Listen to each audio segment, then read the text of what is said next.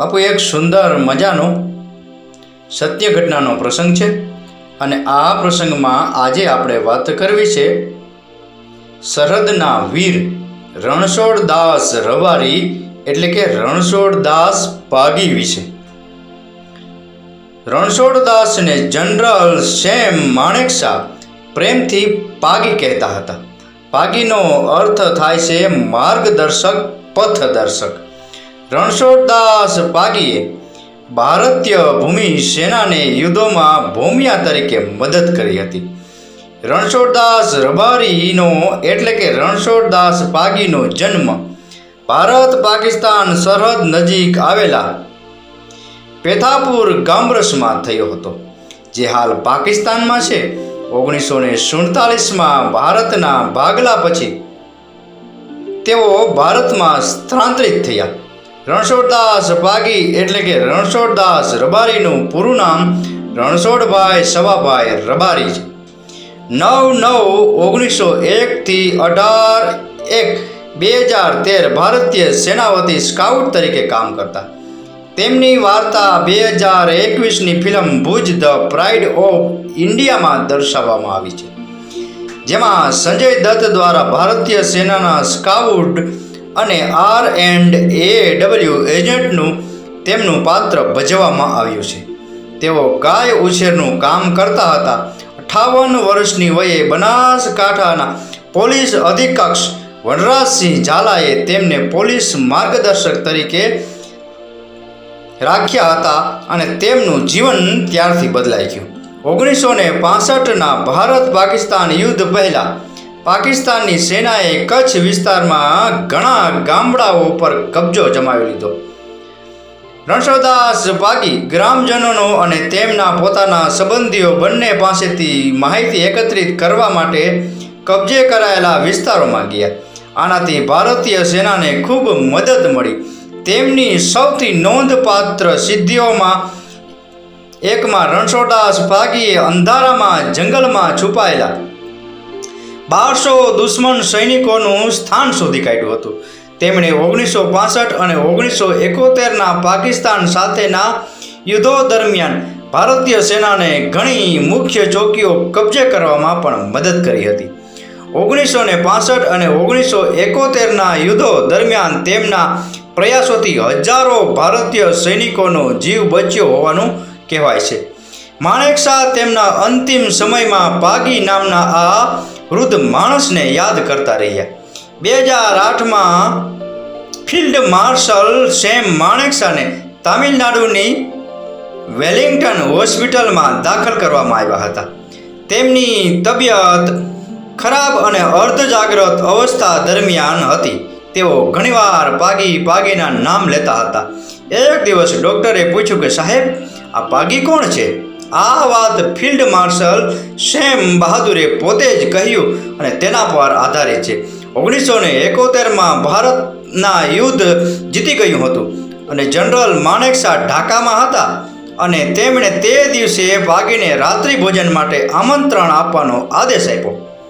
એક હેલિકોપ્ટર મોકલવામાં આવ્યું।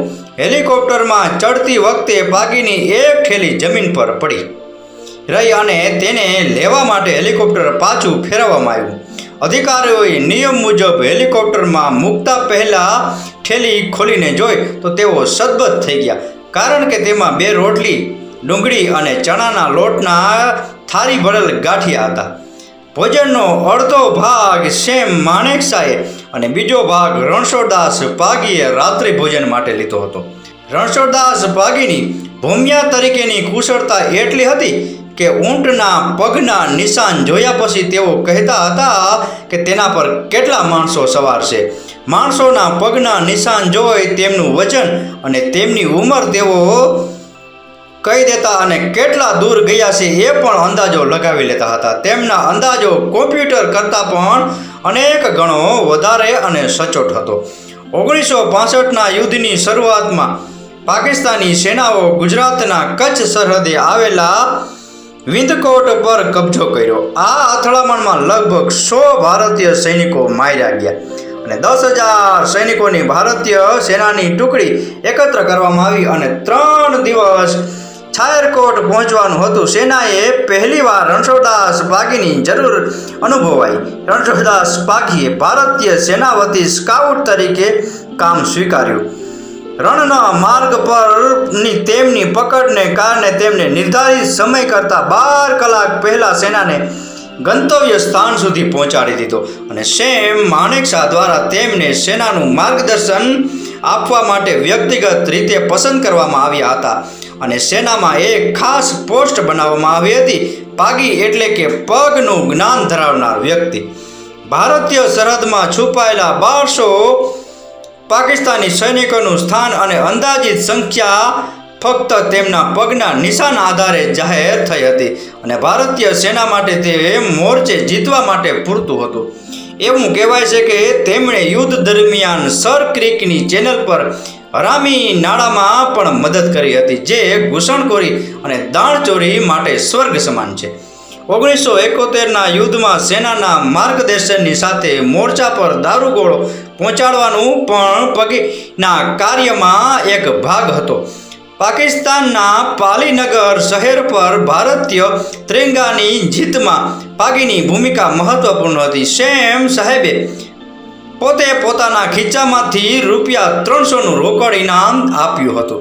રણછોડદાસ પાગીને મળેલા સન્માન વિશે વાત કરીએ તો ભારતીય સીમા સુરક્ષા દળ BSF દ્વારા તેના નામ પરથી એક ચોકીનું નામ આપ્યું છે. તેમને પોલીસ અને સીમા સુરક્ષા દળ બંને દ્વારા સન્માનિત કરવામાં આવ્યા હતા. તેમને સંગ્રામ મેડલ, પોલીસ મેડલ અને સમર મેડલ સ્ટાર પુરસ્કારો એનાયત કરાયા હતા. 2007માં ગુજરાતના મુખ્યમંત્રી નરેન્દ્ર મોદી વટે પાલનપુર ખાતે યોજાયેલ સ્વતંત્રતા દિવસના સમારોહમાં તેમનું સન્માન કરાયું હતું. ઉત્તર ગુજરાતના સુઈ ગામ આંતરરાષ્ટ્રીય સરહદી વિસ્તારમાં એક સરહદી ચોકીનું નામ રણછોડદાસ ચોકી છે. આવું પહેલીવાર બન્યું જ્યારે એક સામાન્ય માણસના નામે તેમજ તેની પ્રતિમાના નામે આર્મી પોસ્ટ લગાવવામાં આવી.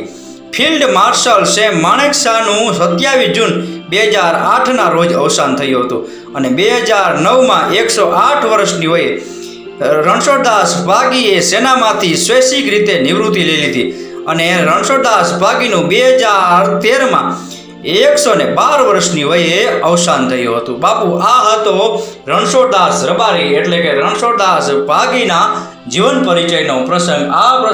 આ વાર્તા, આ કથા પૂરેપૂરી સાંભળી એ બદલ આપનો ખૂબ ખૂબ આભાર. આપનો દિવસ શુભ રહે. મહાદેવ હર.